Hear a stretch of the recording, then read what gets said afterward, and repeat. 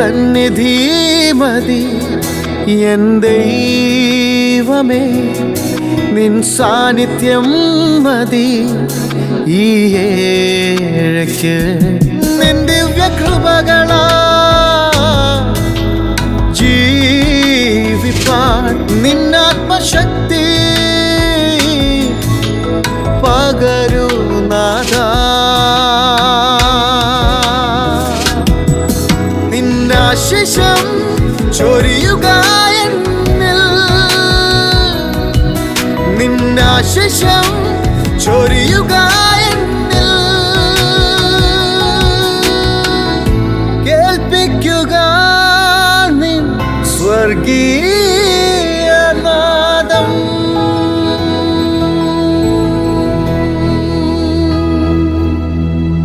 ദൈവത്തിന്റെ വിലയേറിയ നാമത്തിൽ എല്ലാ സ്നേഹിതർക്കും സ്നേഹവന്ദനം. ഇന്നത്തെ വചനചിന്തയ്ക്കായി രാജാക്കന്മാരുടെ 1-ാം പുസ്തകം 19-ാം അധ്യായം 4-ാം വാക്യം വായിക്കുന്നു. താനോ മരുഭൂമിയിൽ ഒരു ദിവസത്തെ വഴി ചെന്ന് ഒരു ചൂരച്ചെടിയുടെ തണലിലിരുന്ന് മരിപ്പാനിച്ഛിച്ചു. ഇപ്പോൾ മതി യഹോവേ, എന്റെ പ്രാണനെ എടുത്തുകൊള്ളേണമേ, ഞാൻ എൻ്റെ പിതാക്കന്മാരെക്കാൾ നല്ലവനല്ലല്ലോ എന്നു പറഞ്ഞു.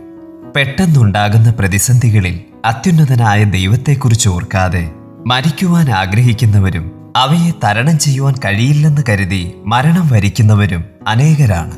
അങ്ങനെ ഒരു പ്രതിസന്ധി നേരിടേണ്ടി വന്നപ്പോൾ മാനസികമായി തളർന്ന് മരിക്കുവാൻ ആഗ്രഹിച്ച് യഹോവയോട് പ്രാർത്ഥിച്ച ഏലിയാവ് ദൈവത്തിന്റെ പൈതലിനെ വീഴ്ത്തിക്കളയുന്ന നിരാശ എന്ന പാപത്തിലേക്കാണ് വിരൽ ചൂണ്ടുന്നത്. ആഹാബ് രാജാവിനെയും ബാലിന്റെ അശേരയുടെയും 850 പ്രവാചകന്മാരെയും സർവശക്തനായ ദൈവത്തിന്റെ നാമത്തിൽ വെല്ലുവിളിച്ച് സ്വർഗത്തിൽ നിന്ന് തീയിറക്കിയ ധീരനായ പ്രവാചകനായിരുന്നു ഏലിയാവ്.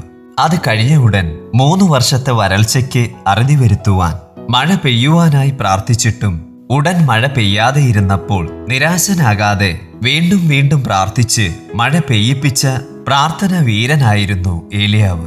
എന്നാൽ ഈ 2 അതിശയങ്ങൾ നടന്ന് മണിക്കൂറുകൾ കഴിയും മുമ്പ് ഇസബേൽ മുഴക്കിയ മരണഭീഷണിയിൽ നിരാശനായി മരിക്കുവാൻ ആഗ്രഹിച്ചു. എങ്കിലും സ്വയമായി ജീവൻ ഒടുക്കുവാൻ ശ്രമിക്കാതെ തന്റെ ഉടയവനായ ദൈവത്തോട് പ്രാർത്ഥിക്കുക മാത്രമാണ് ഏലിയാവ് ചെയ്തത്. അതുകൊണ്ട് തന്നെയാണ് തനിക്കു വേണ്ടി വൻ കാര്യങ്ങൾ ചെയ്ത് ക്ഷീണിതനായ ഏലിയാവിന്റെ അടുക്കലേക്ക് അത്യുന്നതനായ ദൈവം തന്റെ ദൂതനെ ഭക്ഷണവുമായി അയക്കുന്നത്. അതവനെ ദൈവത്തിന്റെ സന്നിധിയിലേക്ക് ഹോരേബോളം ചെല്ലുവാൻ ശക്തി നൽകുകയും ദൈവത്തിന്റെ മധുര ശബ്ദം കേൾക്കുവാൻ മുഖാന്തരമൊരുക്കുകയും ചെയ്തു. പ്രിയ സഹോദരങ്ങളെ, ദൈവത്തിൽ നിന്ന് ധാരാളം അനുഗ്രഹങ്ങളും അതിശയങ്ങളും അനുഭവിച്ചിട്ടുള്ള നാം ഇന്ന് നിരാശയാകുന്ന ചൂരച്ചെടിയുടെ തണലിൻ കീഴിലാണോ ഇരിക്കുന്നത്? അങ്ങനെയെങ്കിൽ ഈ ദിവസത്തിൽ നമ്മുടെ സ്വർഗസ്ഥനായ ദൈവത്തിങ്കിലേക്ക് കണ്ണുകൾ ഉയർത്താം. അവിടുന്ന് നമ്മുടെ നിരാശയെ പ്രത്യാശയാക്കി മാറ്റും. ഏതവസരത്തിലും നിരാശരാകാതെ നമ്മെ ശക്തിപ്പെടുത്തുന്ന ദൈവത്തിൽ നമുക്ക് പരിപൂർണമായി ആശ്രയിക്കാം. അതിനായി ദൈവം നമ്മെ എല്ലാവരെയും സഹായിക്കട്ടെ. നമുക്ക് പ്രാർത്ഥിക്കാം. സ്വർഗീയ പിതാവേ, ഞങ്ങൾ അങ്ങയ്ക്ക് നന്ദി പറയുന്നു. ഞങ്ങളുടെ ആകുല വേളകളിൽ ഞങ്ങൾക്ക് ബലം ക്ഷയിക്കുമ്പോൾ ഞങ്ങളെ ആശ്വസിപ്പിച്ച് പ്രത്യാശ നൽകി ഞങ്ങളെ ശക്തിപ്പെടുത്തുന്ന ദൈവം അങ്ങാണല്ലോ. ഈ ദൈവത്തിൽ ആശ്രയിച്ച് തളരാതെ കുലുങ്ങാതെ ജീവിപ്പാൻ ഞങ്ങൾ എല്ലാവരെയും അങ്ങ് സഹായിക്കണമേ. യേശുക്രിസ്തുവിന്റെ നാമത്തിൽ ഞങ്ങളെ കേട്ടതിനാൽ നന്ദി. ആമേൻ. കാലിന് ദീപവും പാതയ്ക്ക് പ്രകാശവുമായ ദൈവവചനം എന്നും ശ്രവിപ്പാൻ സ്വർഗീയനാദം, ദ ഹെവൻലി വോയിസ്.